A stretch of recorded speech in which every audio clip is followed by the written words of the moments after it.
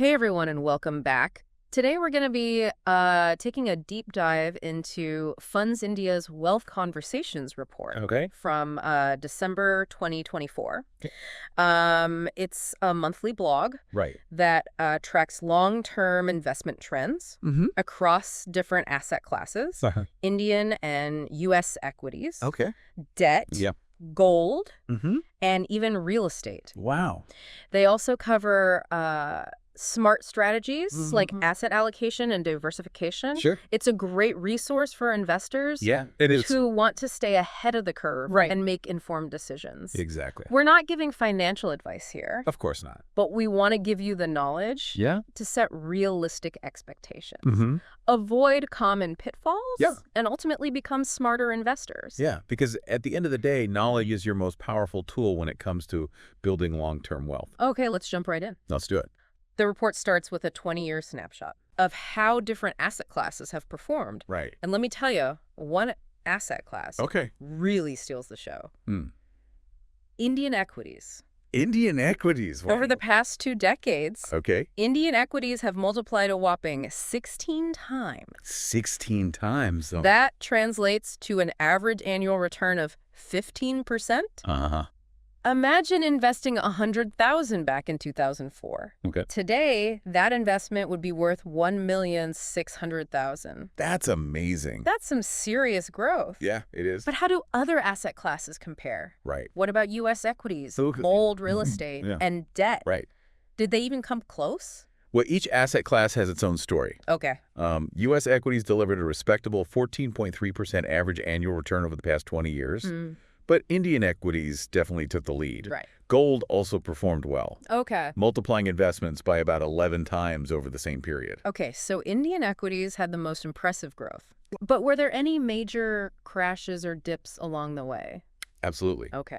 That's why it's so important to look at performance for different time frames. The report focuses on the Nifty 50, which tracks the top 50 large cap companies in India.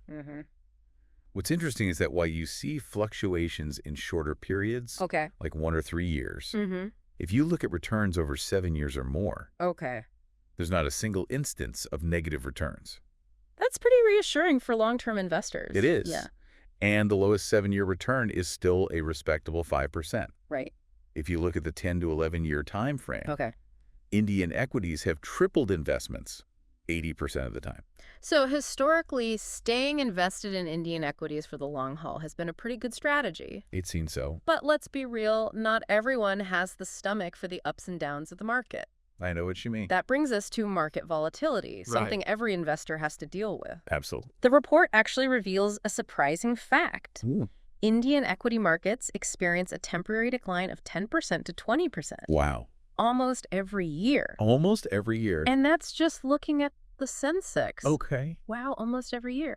You'd think we'd be used to it by now. But I guess that's why so many people get spooked when the market takes a dip. Yeah, I think that's a big part of it. It's understandable. And here's the thing, even in bull markets, those periods of sustained growth, you still see declines. Sometimes those declines can last for months. I see. It's just the nature of the market. So the question for our listener is, are you prepared for those dips? Are you? Because it's one thing to understand volatility intellectually, but are you emotionally ready to ride out those temporary storms? The report includes a Sensex drawdown chart from 1980 to 2024. It really drives this point home by visually illustrating the frequency and depth of these market dips over the years. So you can really see it happening. It's definitely a visual reminder that volatility is a constant companion in the investment world. Like it or not. It's like a roller coaster ride. Yeah. But the key takeaway here is don't panic during those downturns. Don't panic. Stay focused on your long-term goals. Exactly. Patience and discipline are essential. Don't let your emotions drive your investment decisions. Okay, now this leads us to the age-old question. Can you really time the market? Oh, the million-dollar question. It's something a lot of investors try to do. I know. But is it even possible? That's what we're trying to figure out. That's the million-dollar question, right? It is. The report dives into this, and it starts by asking a very provocative question. Okay, what's the question? Does investing at an all-time high automatically mean the market is going to crash? Interesting. I think a lot of people would instinctively say yes. I think so, too. It feels like you're buying at the peak, just waiting for things to go downhill. Yeah, you're at the top and only one way to go. It's a logical assumption. It is. But surprisingly, the data says no. Really? The report shows that the average one-year return on the Nifty 50 TRI, even when invested at an all-time high, is around a solid 14%. So even if you buy at the top, there's still a decent chance of positive returns. So even if you invest at a peak, there's still a good chance you'll see positive returns over a year. Yeah, which means trying to time the market perfectly, catching that elusive bottom and selling at the exact peak is incredibly difficult, if not impossible. Yeah. In fact, trying to do so can often lead to missing out on gains. Because you're so busy trying to predict the unpredictable that you miss out on the actual growth happening in the market. It was the whole point. And this brings us to one of the most fundamental concepts in investing, the power of compounding. Ah, the snowball effect. You invest a little bit consistently over time, and it grows into something much bigger, thanks to earning returns on your returns. Yeah, it keeps building and building. It's a pretty amazing concept. It is. And the report illustrates this with a thought experiment. Imagine comparing the returns on a 1 lakh investment made at age 20, 30, and 40. The difference is huge. I bet it is. I bet it makes you wish you started investing even earlier. That does make you think. But hey, it's never too late to start. That's true. Absolutely. Yeah. Every little bit counts. And the earlier you start, the better. The report even has a tool to help you calculate the monthly SIP or systematic investment plan amount. You'd need to reach a target of 10 crores by age 60. It really highlights the impact of starting early. Yeah, that's really helpful. Okay, so we explored Indian equities in depth, but let's broaden our horizons a bit. Sure. The report also looks at U.S. equity performance, specifically the NASDAQ 100 and the S&P 500 over the past 20 years. What were the key takeaways there? Well, the NASDAQ 100, which focuses on technology companies, really stood out, delivering an average annual return of 19% over the last 20 years. Wow. That's a remarkable return. Multiplying investments roughly 30 times. That's huge. The S&P 500, a broader index representing 500 large-cap U.S. companies, also did well, with an average annual return of 14.3%. So diversifying beyond Indian markets could be a smart move for investors looking to potentially boost their return. Exactly. Spreading your investments across different regions can help manage risk and possibly enhance returns. Now, while equities can offer high growth potential, it's crucial to consider stability and protection against inflation. That's a good point. That's where debt and gold come into play. Okay, let's talk about those. Let's talk about debt first. What kind of returns can investors expect from debt instruments historically? Well, historically, debt has provided a more stable return, averaging around 6% to 8% over periods of 5 years or more. It might not be as exciting as equities, but it's a vital part of a balanced portfolio. It provides stability and helps reduce overall volatility. Debt is like the anchor that keeps your investment ship steady during market storms. I like that analogy. Now let's talk about gold, which has always been a popular investment, especially in India. Gold, the classic safe haven, the hedge against inflation. It's been around forever. What does the report have to say about its performance? The report highlights its long-term positive returns. Historically, it's outperformed inflation by 2% to 4%. So it's been a good investment. But it's important to note that even gold can experience periods of slow growth. For instance, it took gold 7 years to recover to its previous peaks between 1996 and 2002, and then again between 2012 and 2019. So even with gold, patience is key. Absolutely. Now let's turn our attention to real estate. Real estate. A lot of people are familiar with it. A lot of people are familiar with it. Right. But it can be a tricky asset class to navigate. It can be. What insights does the report offer about real estate investments? The report emphasizes that real estate is subject to cycles, meaning periods of high growth, followed by periods of stagnation or even decline. I see. While it has delivered returns above inflation over the long term, typically 15 to 20 years, the timing of your investment is crucial for your returns. So it's not just about buying any property. It's about buying the right property at the right time in the cycle. Exactly. And to illustrate this, the report highlights the difference in returns between two specific periods. Right. From 2002 to 2012, real estate had an annual growth rate of 15%. Okay. While from 2013 to 2023, it slowed down to just 5%. Wow. That's a pretty big difference. It is. It really underscores the importance of understanding market cycles. Yeah. Not just in equities, but in real estate as well. Yeah, for sure. Now, having looked at different asset classes, let's move on to one of the most fundamental principles of investing. Look. Asset allocation. Asset allocation. It's like figuring out the right mix of ingredients for your investment recipe. I like that. Too much of one ingredient can throw off the whole dish, right? Yeah, exactly. Asset allocation is about strategically dividing your investments across different asset classes. Okay. Equities, debt, gold, real estate, etc. Okay. To reach your long-term financial goals. So why is asset allocation so important? The report actually includes a really helpful visual. How cool. A chart showing the year-by-year performance of different asset classes. Okay. What's fascinating is that it clearly shows how the winners and losers change each year. That makes sense. So some years, equities might be the star performers, while other years it might be gold or even debt. So it really does vary. Exactly. Yeah. By diversifying across different asset classes, you're spreading your risk. When one asset class is down, another one might be up, helping to cushion your overall portfolio and potentially smooth out returns over time. It kind of balances out. It's like having a team of superheroes. I like that. Each with their own unique strengths. Yeah. Ready to step in when needed. They've got your back. But diversification isn't just about asset classes.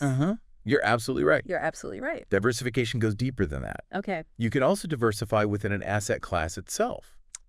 I see. For example, within equities, you can diversify across investment styles. Okay. Things like value, growth quality, and momentum, and different sectors, like technology, healthcare, and consumer goods.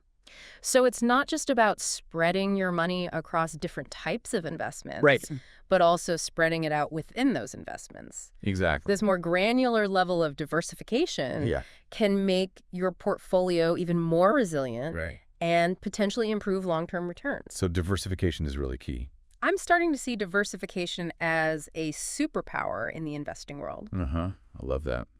The more diversified you are, the better equipped you are to handle market volatility and reach your financial goals. Yeah, I think that's a great way to put it. And to really illustrate the power of diversification within an asset class, the report shares a really interesting fact. What's that? Diversification by investment style. Meaning spreading your equity investments across different styles, like value, growth, and quality, has consistently outperformed the Nifty 50 index over the long run. So diversification isn't just a theory. So diversification isn't just a theory. It's a strategy backed by data. Exactly. Yeah. And it's a strategy that every investor should seriously consider. No matter their experience or how much risk they're comfortable with. I think that's great advice. Thanks. Okay, so we've covered a lot of ground here. We have. But there's still so much more to unpack. Yeah. There is. So stay tuned for part 2 of our deep dive. All right. Where we'll explore the psychological side of investing. Interesting. And how to stay the course even when the market gets turbulent. I'm looking forward to it. We'll be right back after a quick break. Sounds good. It's amazing how a simple concept like diversification can make such a big difference in your investment beanie. But, you know, sometimes even with all the data and strategies in the world, investing can feel well, a bit emotional. They can be very emotional. You're absolutely right. Yeah. We can talk about logic and long-term thinking all day, but when the market takes a nosedive, it's hard not to feel a little panicky. It's hard to stay calm and rational when you see your investments dropping. Exactly. Yeah. And that's where the report gets really interesting. It dives into the psychological side of investing, which is something we don't often talk about enough. It's true. We tend to focus on the numbers and the strategies, but the emotional aspect is just as important. It's one thing to know intellectually that market dips are normal, but it's another thing entirely to live through them and not make impulsive decisions. Yeah, when you're actually experiencing a market downturn, it's easy to get caught up in the fear and panic. Exactly. Yeah. And the report highlights this by showing just how much damage you can do by trying to time the market. They give this example. Imagine someone invested 10 lakh in the Nifty 50 TRI back in 2005. Oh. If they had just stayed invested the entire time up until 2024, their investment would have grown to a whopping 14.6 crores. Wow, that's a huge return. But get this, if they had tried to time the market right. and missed just the 10 best days during that period, their returns would be cut almost in half. Wow. Down to 93 lakh. That's a huge difference. It's mind-blowing, isn't it? It is. Just missing a handful of days out of nearly 2 decades. Yeah.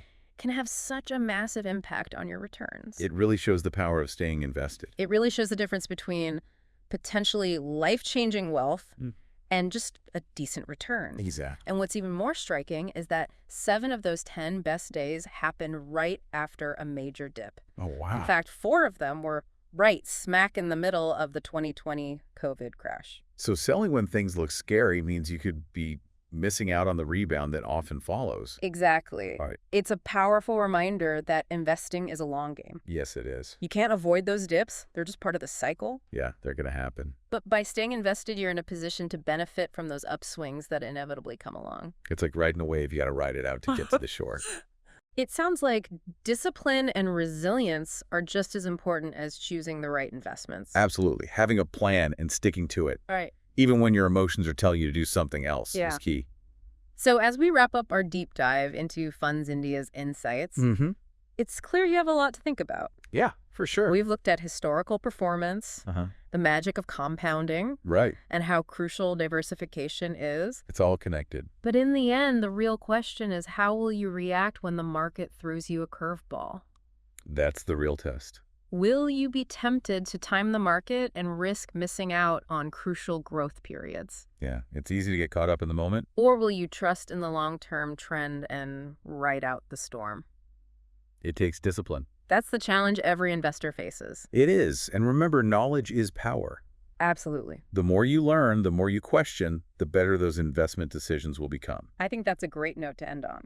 Thanks. We'll be back with part 3 after a short break. Sounds good.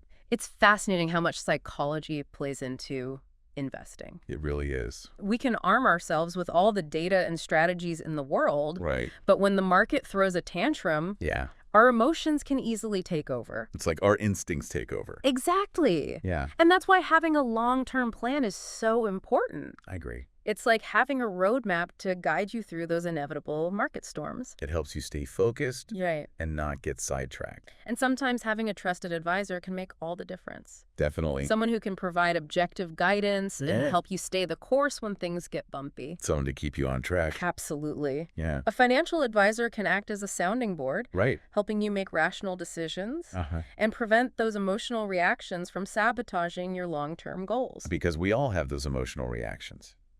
So as we wrap up this deep dive into Funds India's Wealth Conversations report, remember the key takeaways. Historical performance can offer valuable insights, but it's not a guarantee of future returns. Right. The power of compounding can work wonders for your portfolio, especially if you start early. The sooner the better. Diversification is essential for managing risk and potentially boosting your returns. Definitely. And perhaps most importantly, remember that investing is a journey. It is. It's not a sprint. You got to be in it for the long haul. Exactly. Yeah. It's about making informed decisions, staying disciplined, and navigating those emotional ups and downs that come with the territory. It's all part of the process. And never stop learning. Of course. The more knowledge you have, the more confident you'll feel making those important investment decisions. It's all about feeling empowered. So keep exploring, keep asking questions, and keep building that financial future you envision. I think that's great advice. Thanks for joining us today. It was my pleasure. And be sure to check out Funds India's Wealth Conversations report. Definitely a valuable resource. For more in-depth insights. Yes. We'll see you next time. See ya.